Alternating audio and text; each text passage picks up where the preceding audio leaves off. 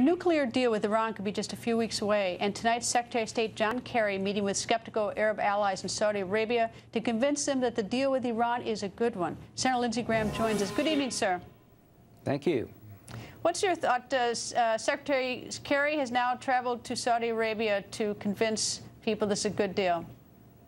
Well, I'm glad he went to Saudi Arabia. I was there 4 days before the king died, and they told a bipartisan Senate delegation, the Saudis did, unequivocally, the deal on the table that's been reported, 6,000 plus centrifuges with a year breakout time, is unacceptable, and the Saudis will not allow that to stand. And we're on the verge of a nuclear arms race in the Mideast if the Obama administration keeps pushing this deal.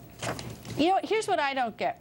Secretary Kerry is going there to try to sell them the deal, sell Saudi Arabia on the deal. He's also going to meet with foreign ministers from Bahrain, Kuwait, Oman, Qatar, and UAE. So how come all these people who aren't particularly fond of the United States, they get to know what the deal is?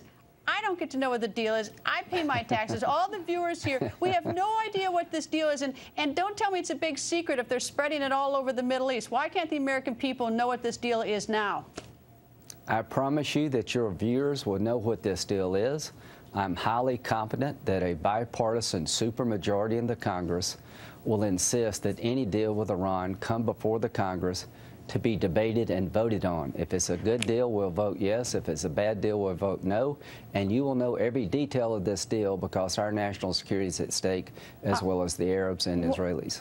Why are we the last to know, though? Apparently, if there's this trip around the Middle East to tell everybody, frankly, I'm not so sure these foreign ministers aren't telling everybody they work with what this deal is. Everybody gets to know the deal about us. Well, what we're trying to do is inform our allies, and here's what the Arabs and the Israelis have told. Do you know the deal? I don't know all the details, but let's just leave it at this. If you Google the outline of the deal, the Arabs are going to say hell no, and Israel's going to say no.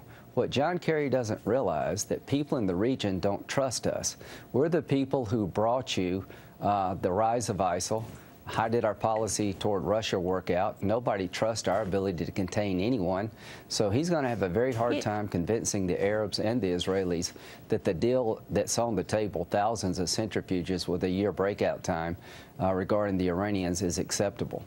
One quick question. We have 30 seconds left. President Obama, is he absolutely, certainly going to take this to Congress, to the Senate?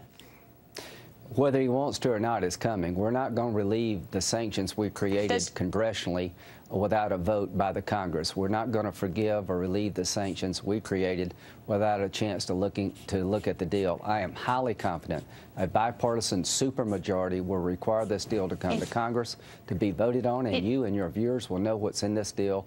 This really is the biggest national security threat of my lifetime, and Iran with a nuke is a disaster for us, the Arabs and Israelis, and we're going to look at this deal. I don't trust Barack Obama or John Kerry to do a good deal. I want to look at it. I know you want to do that, but I'm not convinced from everything that's been said the president intends to do that. But, Senator, I'm going to take the last word on that. Thank you, sir. Thank you.